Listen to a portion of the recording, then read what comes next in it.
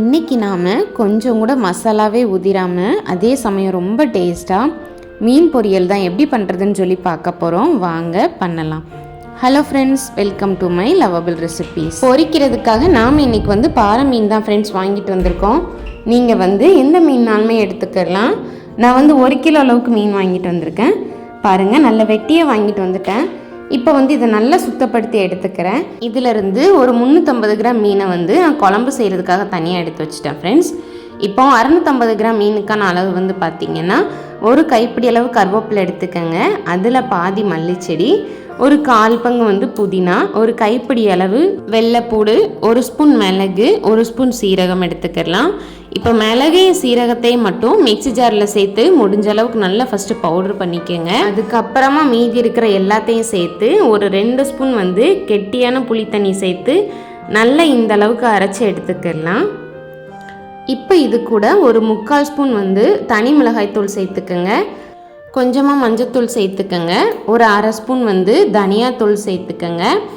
இப்போ நான் சேர்க்குற மாவு கார்ன்ஃப்ளவரும் அரிசி மாவும் கலந்தது ஒரு ஸ்பூன் சேர்த்துக்கோங்க.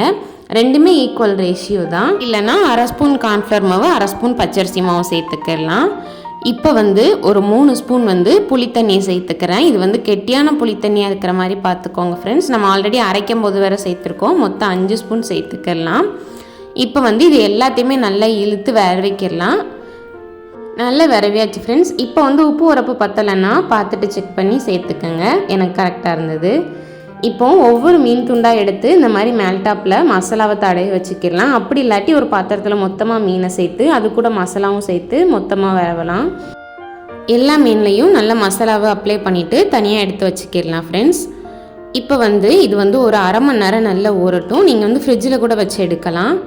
இப்போ 1/2 மணி நேரம் ஆயிடுச்சு ஃப்ரெண்ட்ஸ். அடுப்பில் இரும்புக்கல் வச்சுக்கோங்க. என்கிட்ட இரும்புக்கல் இல்லாதனால நான் நான்ஸ்டிக் கல் வச்சுருக்கேன். இப்போ நல்லா எண்ணெய் சேர்த்துட்டு எல்லா பக்கமும் நான் ஸ்ப்ரெட் பண்ணி விட்டுக்கிறேன். இப்போ எண்ணெய் நல்லா சூடானதுக்கப்புறமா விரவி வச்சுருக்கிற மீனை ஒவ்வொரு துண்டாக உள்ளே சேர்த்துக்கலாம். நான் இதில் 5 மீன் சேர்த்துருக்கேன் ஃப்ரெண்ட்ஸ். இப்போ இது ஒரு பக்கம் நல்லா வெந்து வரட்டும். அடுப்பை மீடியம் ஃப்ளேம்லேயே வச்சு வேக வச்சுக்கோங்க. ஒரு பக்கம் நல்லா வெந்ததுக்கப்புறமா இந்த மாதிரி ஒரு இடிக்கு யூஸ் பண்ணி நான் 2வது பக்கம் திருப்பி போட்டுக்கிறேன் ஃப்ரெண்ட்ஸ். பாருங்கள், திருப்பும்போது மசாலா கொஞ்சம் கூட உதிரவே இல்லை. நம்ம எப்படி மீனில் அப்ளை பண்ணமோ அதே மாதிரி அப்படியே இருக்குது பாருங்கள் ஃப்ரெண்ட்ஸ். இங்கே பாருங்கள் ஃப்ரெண்ட்ஸ், எனக்கு 2வது பக்கமும் நல்லா பொரிஞ்சிருச்சு. மொத்தமாக நமக்கு மீன் ஒரு 7 நிமிஷத்துலேருந்து 10 நிமிஷத்துக்குள்ளேயே நல்லா பொரிஞ்சு கிடச்சிரும். இப்போ ஒவ்வொரு மீனையாக நம்ம வெளியே எடுத்துடலாம். பாருங்கள் ஃப்ரெண்ட்ஸ், நல்லா மசாலா உதிராமல் பார்க்கவே நல்லா சூப்பராக இருக்குது. இப்போ நம்ம இதை வேற ஒரு பிளேட்டுக்கு மாற்றிக்கிடலாம். இதே மாதிரி மீதி இருக்கிற எல்லா மீனையுமே பொரிச்சுக்கிடலாம் ஃப்ரெண்ட்ஸ். எப்பவும் ஒரே மாதிரி மீன் பொரிக்காமல் எப்பயாவது இந்த மாதிரி கொஞ்சம் டிஃப்ரெண்ட்டாக பொரிச்சு சாப்பிடுங்க ஃப்ரெண்ட்ஸ். இதோட டேஸ்ட் ரொம்ப நல்லாயிருக்கும். அவ்வளோதான் ஃப்ரெண்ட்ஸ். பாருங்கள், எல்லா மீனையுமே நான் பொரிச்சு எடுத்துகிட்டு வந்துட்டேன். கட்டாயம் இதே மாதிரி ஒரு தடவை செஞ்சு பாருங்கள் ஃப்ரெண்ட்ஸ். வீட்டில் இருக்கிற எல்லாருக்குமே இந்த டேஸ்ட் ரொம்ப பிடிக்கும். செஞ்சு பார்த்துட்டு மறக்காமல் உங்களோட ஃபீட்பேக்கை என்னோட ஷேர் பண்ணுங்கள். இந்த வீடியோ பிடிச்சிருந்தா லைக் பண்ணுங்கள். இந்த லிங்க் உங்கள் ஃப்ரெண்ட்ஸ்க்கு ஷேர் பண்ணுங்கள். அப்படியே மறக்காமல் உங்கள் பொண்ணான கையால் நம்மளோட சேனலை சப்ஸ்கிரைப் பண்ணிக்கோங்க ஃப்ரெண்ட்ஸ். தேங்க்யூ.